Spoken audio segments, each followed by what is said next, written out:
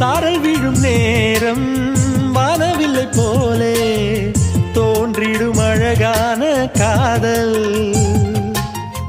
ஓசையின்றி வந்து உள்ளுக்குள்ளே வாழும் இளமையின் சங்கீதம் காதல் ரயிலின் ஓசை இங்கே சுகநாத ஸ்வரங்களாக இதயம் இரண்டும் இணைந்து ஓடுமா அழகு பாதம் பார்த்து அவன் சுப்பிரபாதம் பாட சினுங்கும் கொலுசு சுருதி